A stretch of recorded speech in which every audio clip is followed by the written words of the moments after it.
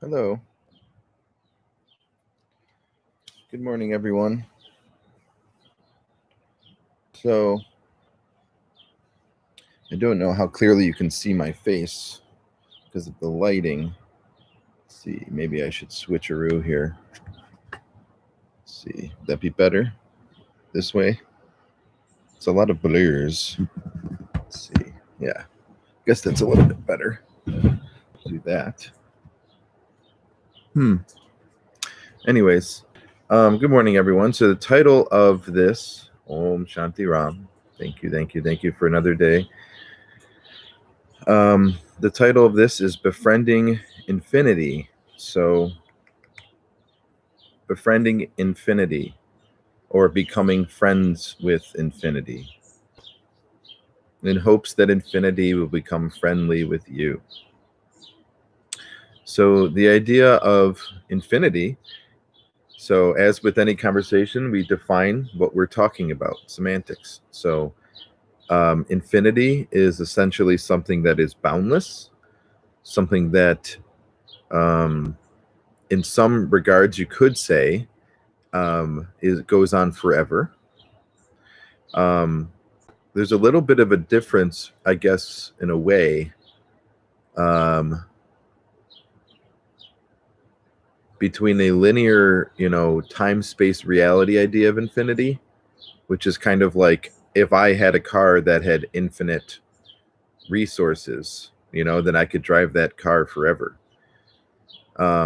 And also infinity in the sense that something doesn't decompose and disappear. So, for example, if we had, are you following me? I guess we're using a physical reality to understand infinity at this point. But I guess if we're going to skip a little bit, the point of what we're talking about is spirit. So the infinite nature of spirit. So, for example, I see it as realistic, actually, to be spiritual, because if you look at what is actually going to last, in that sense, it's the I am. It's God. It's the energy of love. That's essentially what reality consists of, and that doesn't appear and disappear. Sometimes it becomes much more obvious when we have eyes to see it. And if you want to say, like Ram Dass said, loving awareness. So, for example, there is love within a mineral, but is there awareness? Not so much, if at all. There's love, there's the energy of love.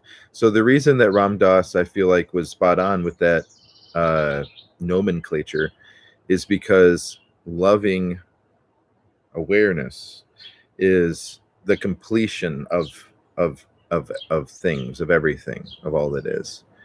Because our soul's journey is to grow in consciousness and to understand reality. So the reality of love.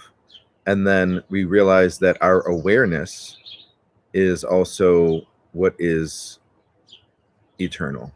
So you have the two of them, loving awareness, which is God. And that's reality. So how do you become friends with God? How do you become friends with the infinite?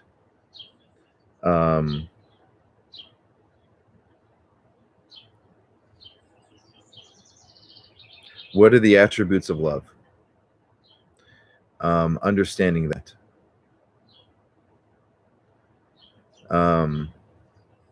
Kindness, compassion, forgiveness,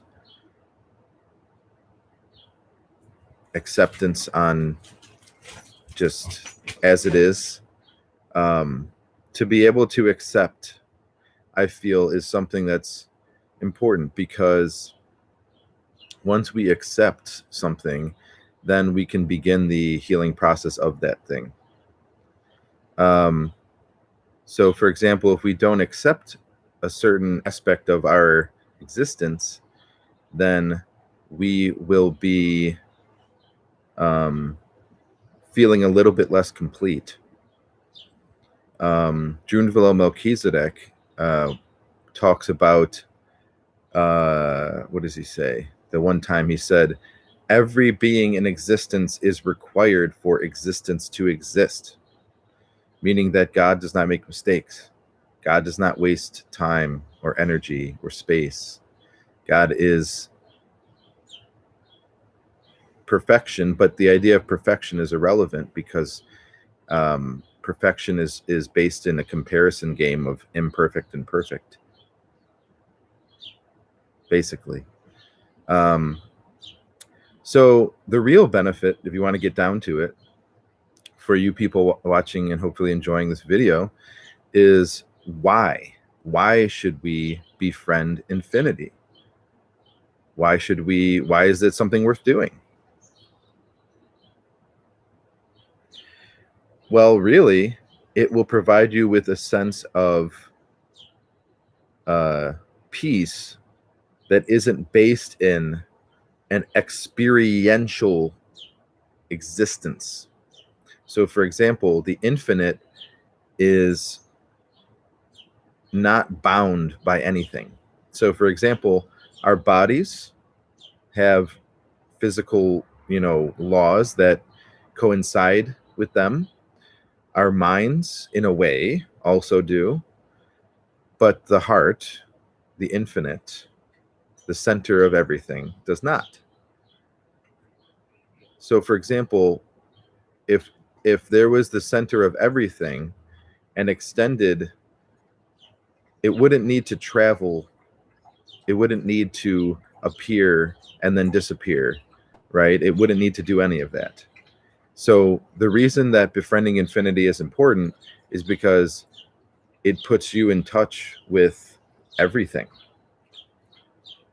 And then if you go a little bit further, into the experience of this, which the real, all these masters, that's what they did. They decided for themselves.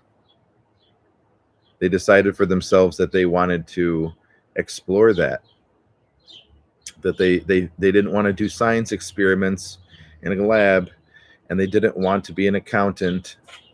They wanted to explore reality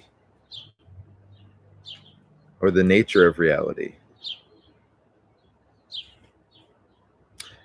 So to me, one of my really, really, really lovely favorite Zen masters is Zen Master Rama, also known as Dr. Frederick P. Lenz. He's just extremely pleasant to listen to, and is very, very kind and gentle, and doesn't have, or didn't, I should say, have any of these violent issues that a lot of us still struggle with. He transcended all of that, I suppose, and it's absolutely beautiful to witness to his teaching. So essentially, what happens is, as we move into the exploration of infinity, we realize that what we are is not separate from it. So this is where what would be called involution happens. With the teachings of Paramahansa Yoganandaji and his lineage going up. So Paramahansa Yoganandaji was taught by Sri Yukteswarji, who was taught by Lahiri Mahasayaji, and then the Prem Avatar Babaji, who taught, or not taught, is like an avatar figure. So he's like, taught Kriya Yoga, which is having to do with the Sushumna. And it has to do with the spinal column and balancing all of the energies within the spinal column. They believe that is the highway to heaven, the highway to enlightened consciousness. I like Zen.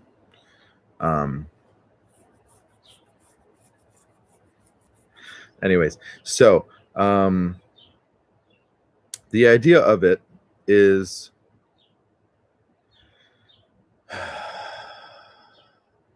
as Teal Swan talks about, the completion process. So she writes in her book, The Completion Process. That's basically what this is. She's using it in a way that's reflecting to, it's still based in a personality and experience of life and stuff like this. What I'm talking about is a little bit otherworldly in the sense that the involution process has to do with the dissolution of self and the reestablishment of the infinite. So depends how you want to see it. Some guy said that he took DMT and he lived the life as a sunflower, an entire lifetime as a sunflower. And then he woke up the next day or something and was back to being a person. It depends how you want to see it. So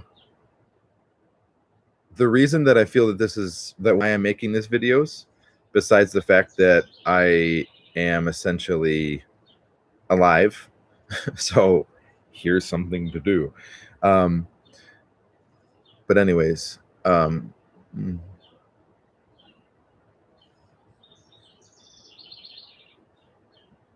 let's talk about monks. So a monk is someone who's alone with God. And basically what they're doing with that lifetime, depends how you want to see it, they are melting. God is melting them. So it's like they're a stick of butter and they get put in a pot and then they sing the prayers and the fire turns on. And then they eventually get to just nothing. And in that nothing, there's still love. And it's not love that it's not saying like, I am now loving you, which is fine because it's true, but it's not something that you have to will. So for example, I've not often, but one or two times very clearly in, acutely, I guess I'm avoiding the word serious. I don't want to be too serious because I feel that spirituality is overly serious sometimes. Yes, there's unfortunate situations that goes on, but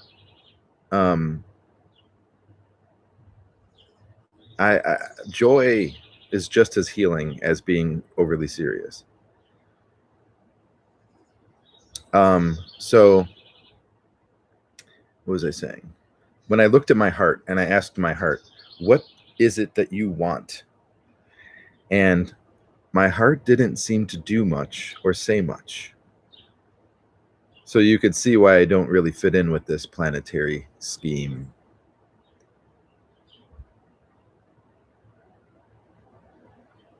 And this idea of everything has to be a job, and it has to be a chore, There's people that love to move the body and that love to run and play and what a wonderful day today, and that's what they like doing. I am the guy that will say, maybe I'll cook for them and they come home and give them some food, or maybe I will sit still with them and feel some feelings or breathe some breath.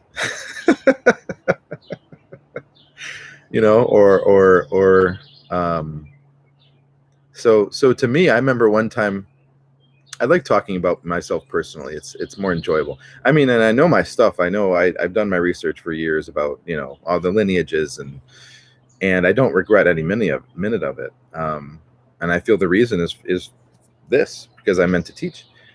And I also have a deep love of culture and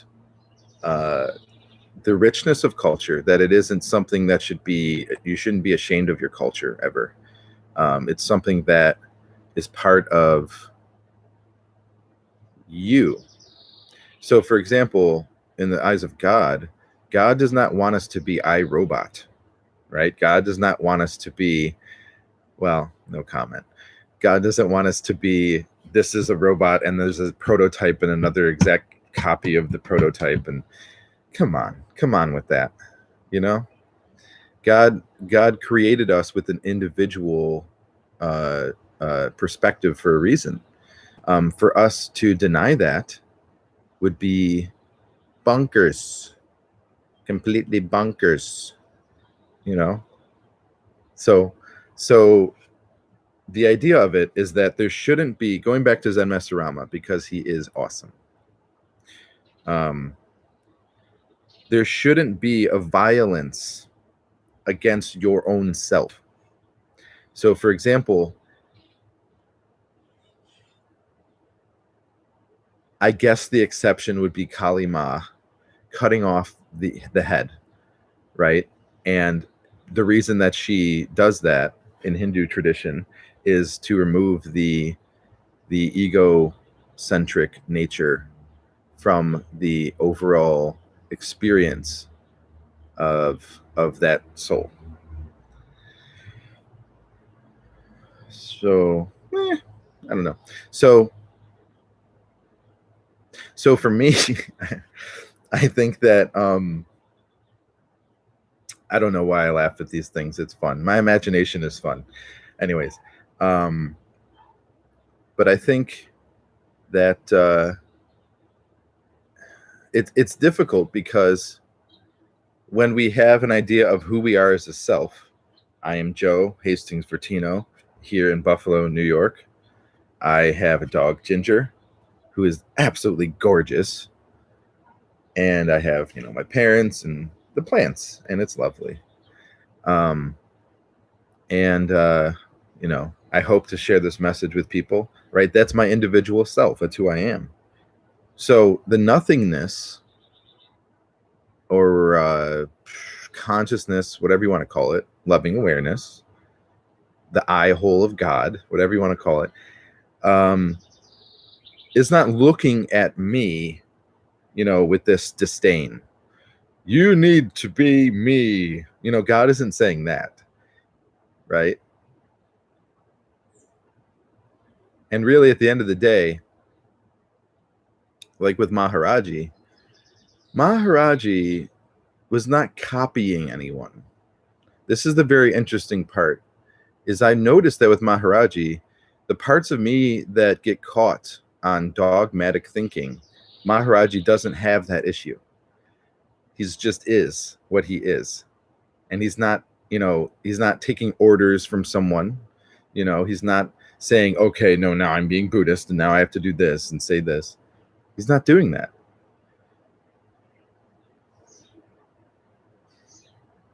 So to me, that's the epitome of self-love. If you want to talk about self-love, it isn't about even achieving anything. It's that because the ultimate reality, which we think is somehow away from where we are, isn't.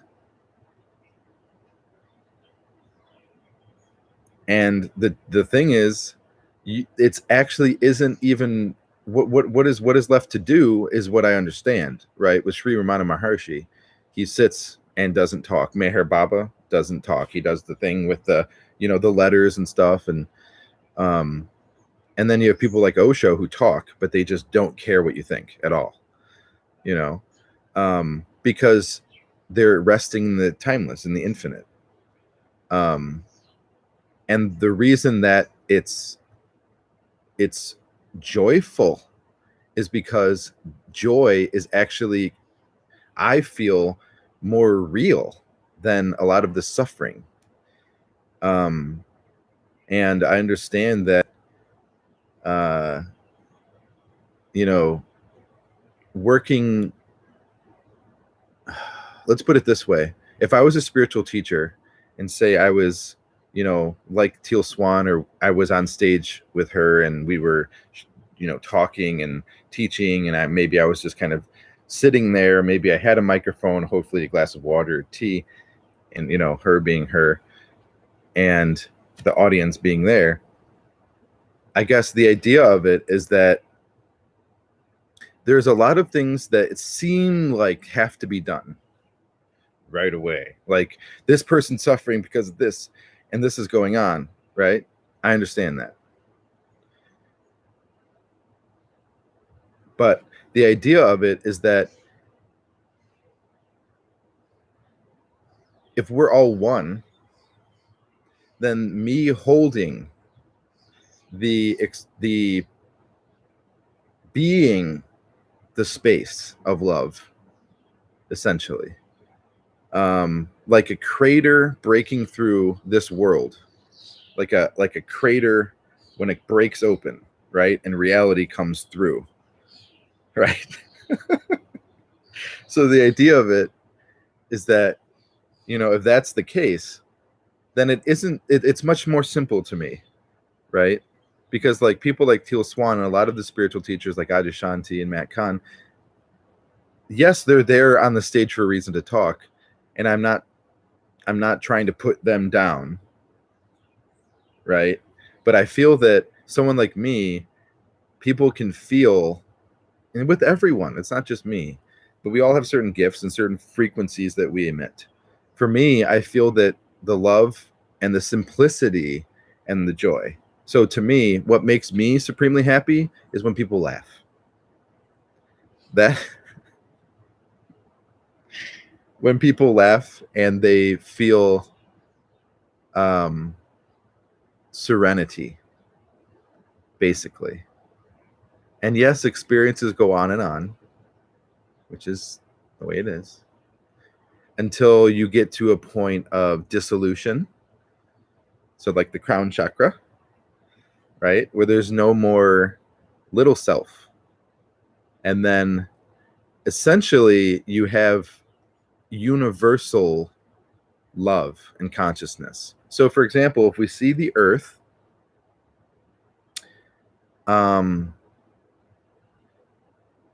as a part and parcel of a bigger reality that we call a universe, that would change our perspective a lot. So for me, to be able to put yourself in a more expanded state, essentially. So for example, taking yourself out of a mind riddled with concern is my aim.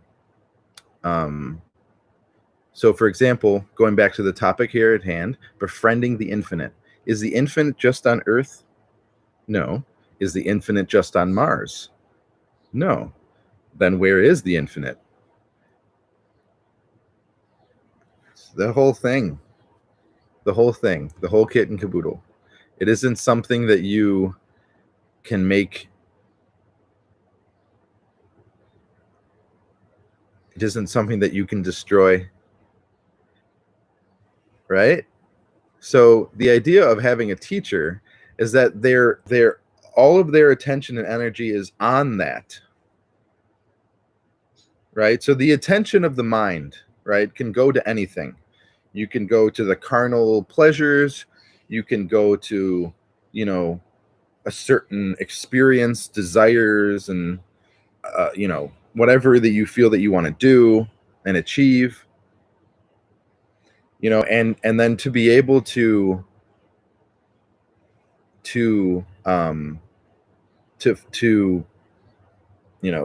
be pinpointed on the experience of universality would be the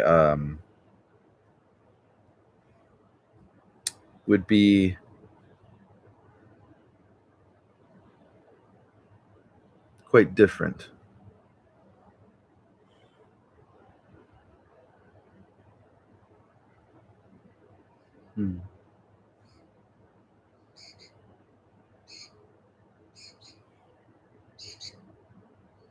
So if all of this is taking place within God, so for example, if we're all parts of the body of God, the mind of God, however you want to see it, and by the way, God is God, and the mind is not separate from the heart and the feet and the arms, right?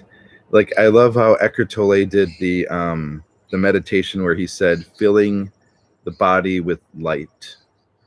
So the light of awareness being, in every single experience possible, with the mind and with the the chest and whoo,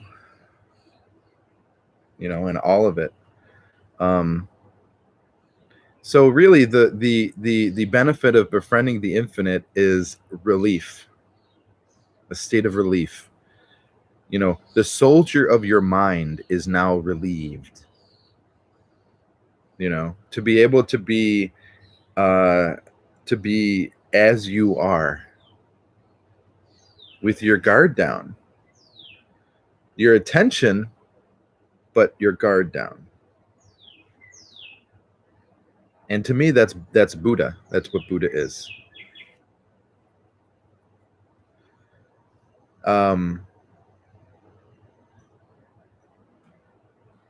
So for me, I think that, I mean, if I had to pick a lifestyle, I guess it would be Buddhism. And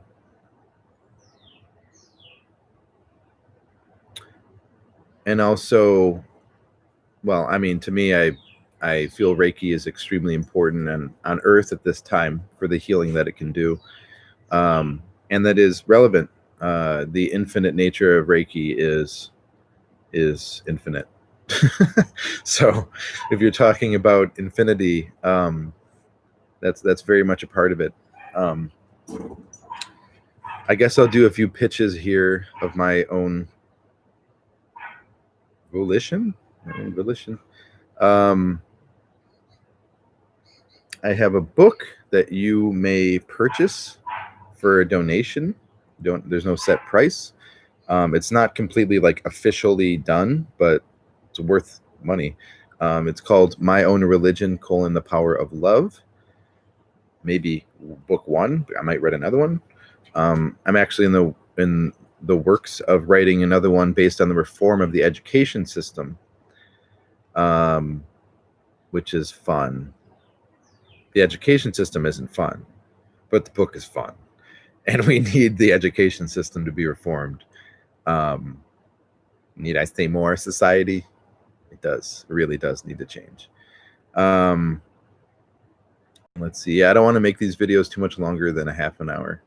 I have, I even have CDs if you're interested in buying my music for a donation. It's not quality recording. It's me in my attic recording, but it's the only one of its kind. There's no other me. So whatever you feel the value of that is. So there's a lot of holy songs that I sing. I sing some Hindu chants, and I have some original songs. I have only 2 that have my voice in them that are original songs, and then I have a lot of them that are improvisational. So yeah, the vast majority of the songs that I have are improvisational instrumental songs. But they're very, very, very much abstract. There's a lot of like musicality going on in them. Sometimes they feel like they might be chaotic, but then they kind of come back into kind of a recapitulation and a motif, and it's very nice. So let's see. What else was I going to pitch? My book, my music. I do Reiki. And if you're interested in spiritual consultation, actually, that's something I want to do. So if you want to do like spiritual therapy or counseling to help you kind of, maybe if you're feeling frazzle-dazzled, and also I'm a master healer in Reiki, so that doesn't hurt. My email is jvertino@buffalo.edu. That's J.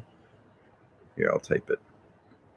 jvertino at buffalo, like the animal, .edu.